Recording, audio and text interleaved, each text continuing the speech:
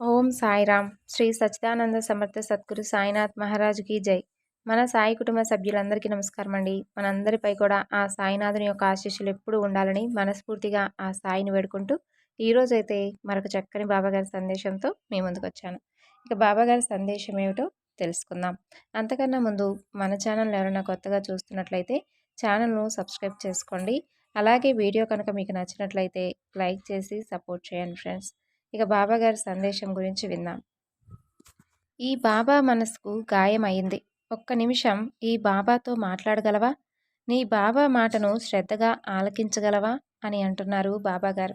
మరి ఈ సందేశంలో ఉన్నటువంటి పరమార్థం ఏమిటో, ఈ సందేశం ద్వారా బాబాగారు మనకు ఏం తెలియజేయబోతున్నారో తప్పకుండా తెలుసుకుందాం. నా మనసుకు చాలా బాధగా ఉంది. కాసేపు ఈ బాబా మాటలను ఆలకించు. అలాగే నాతో కాసేపు మాట్లాడు. నీ గురించి, అలాగే నువ్వు పడుతున్నటువంటి బాధ గురించి, నీకెదురవుతున్నటువంటి సమస్యల గురించి అన్నీ నాకు తెలుసు. నేనన్నీ గమనిస్తూ ఉంటున్నాను. సందర్భానుసారంగా నేను నీకు ఏ విధమైనటువంటి సహకారం అందివ్వాలో నాకు తెలియదు అంటావా? నువ్వు ఊహించినట్లుగానే అన్నీ జరుగుతాయి. ఏం దిగులు పడనవసరం లేదు. నా మీద నమ్మకంగా ఉంటే నువ్వు ఎప్పుడూ ధైర్యాన్ని కోల్పోకుండా ఉంటావు. అంతా నువ్వే చూసుకోవాలి బాబా. అన్నీ నీకు తెలుసు కదా. నువ్వుండగా నాకేంటి బాబా అని అంటూనే ఉంటావు. మరలా మనసులో సందేహంతో ఉంటావు.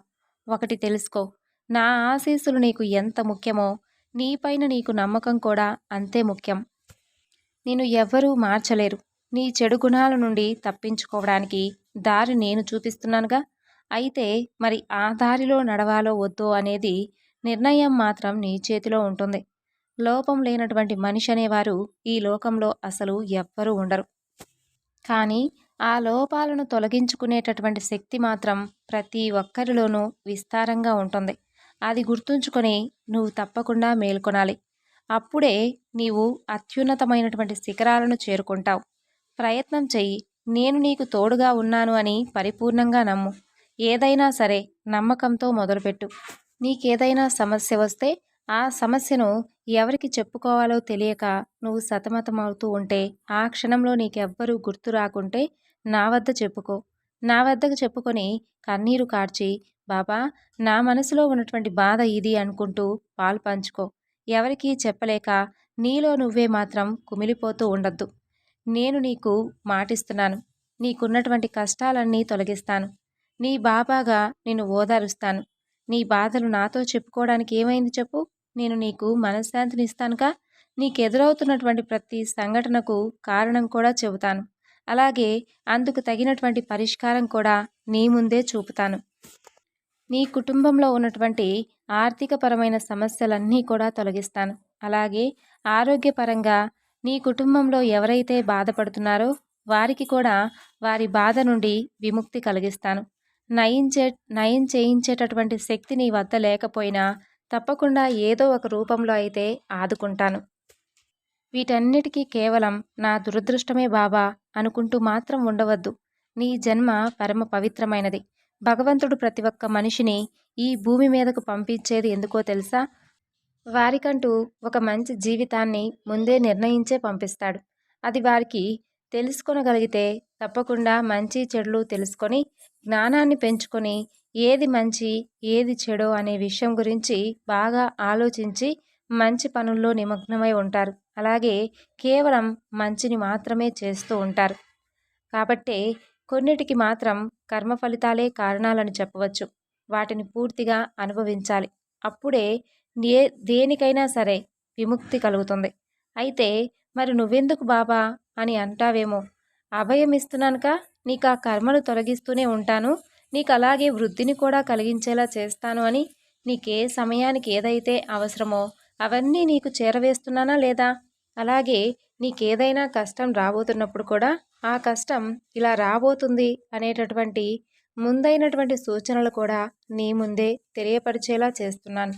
కాకపోతే కొన్నిసార్లు నా నుంచి వచ్చేటటువంటి సమాధానం కావచ్చు, లేదా నీకు కావలసినటువంటి పరిష్కారం కావచ్చు, కాస్త ఆలస్యం జరుగుతుంది. ఆ ఆలస్యంలో నువ్వు వేసేటటువంటి ప్రతి అడుగు కూడా జాగ్రత్తగా ఉండాలి. ఎందుకంటే ఆవేశంలోనో లేదంటే బాధతోనో తీసుకునేటటువంటి నిర్ణయాలు చాలా దూరం వరకు వెళతాయి. అవి నీ జీవితంలో నువ్వు కోలుకోని విధంగా చేస్తాయి. ఒక్కొక్కసారి నీలో లేనటువంటి శక్తియుక్తులను బయటపడేలా చేస్తాయి. కానీ మరికొన్నిసార్లు మాత్రం నీలో నిన్నే కృంగతీస్తూ నీకు తెలియని విధంగా నిన్ను ఎన్నో రకాలుగా ఇబ్బందుల పాలు చేస్తాయి.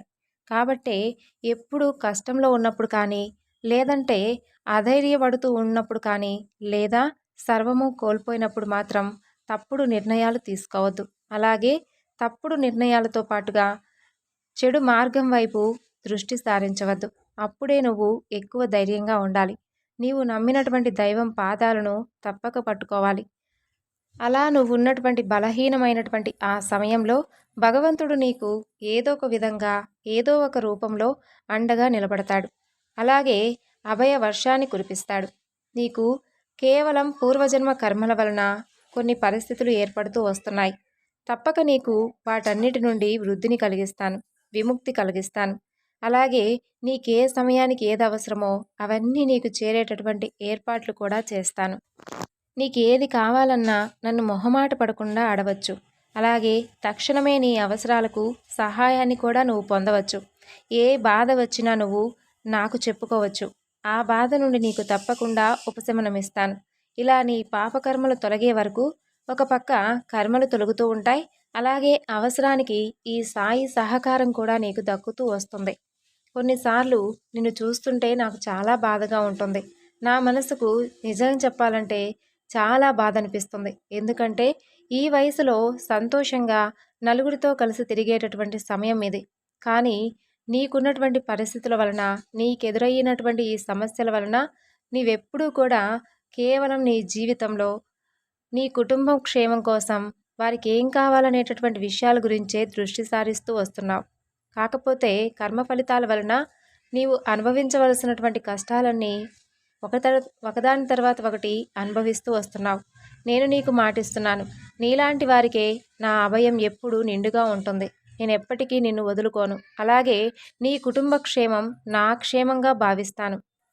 ఇంత చిన్న వయసులో నీ కుటుంబ భారాన్నంతా కూడా నీ భుజాలపై వేసుకొని ఏదో ఒకటి సాధించాలి అనేటటువంటి నీ తపనకు నిజంగా అభినందనలు తెలియజేస్తున్నాను. నీ వయసులో ఉన్నవారు ఎలాంటి బాధ్యతలు తెలియకుండా ఎలా తిరుగుతూ ఉన్నారో, అలాగే చెడు మార్గాలలో వెళుతున్నారో నువ్వు కూడా చూస్తూనే వచ్చావు. అయినప్పటికీ వాటన్నిటినీ చూస్తున్నా కూడా నీకున్నటువంటి పరిస్థితుల వలన, అలాగే నీ తల్లిదండ్రులు నిన్ను పెంచినటువంటి పెంపకం వలన నువ్వు ఎంతో మంచి మనిషిగా, నలుగురికి ఆదర్శప్రాయంగా నిలవాలి అని అనుకుంటున్నావు. వారికి చేదోడు వాదోడుగా నీ వంతుగా ఏదో ఒక సహాయాన్ని చెయ్యాలి అని అనుకుంటున్నావు. కాకపోతే నాకు వచ్చినటువంటి బాధ ఒక్కటే. నీకు అన్ని కష్టాలున్నా, అన్ని సమస్యలు ఉన్నా నాతో చెప్పుకున్నప్పటికీ కూడా నీ మనసులో మాత్రం సందేహాన్ని వ్యక్తం చేస్తున్నావు. బాబా, అసలు నేను అనుకున్నటువంటి పని నెరవేరుతుందా లేదా అనేటటువంటి అపనమ్మకాన్ని పూర్తిగా విడిచిపెట్టు. నీ బాబా నీకేం చేస్తాడో త్వరలోనే నువ్వే చూస్తావుగా. ఈలోపు కాస్త శ్రద్ధ సహనంతో ఉండు. సో విన్నారు కదండి బాబాగారి సందేశం. ఈ సందేశం మీ అందరికీ నచ్చింది అనుకుంటున్నాను. నచ్చితే తప్పకుండా మరికొంతమందికి షేర్ చేయండి. మరలా రేపటి వీడియోలో కలుసుకుందాం. అంతవరకు నమస్కారం. ఓం సాయిరామ్. సర్వేజన సుఖినో భవంతు.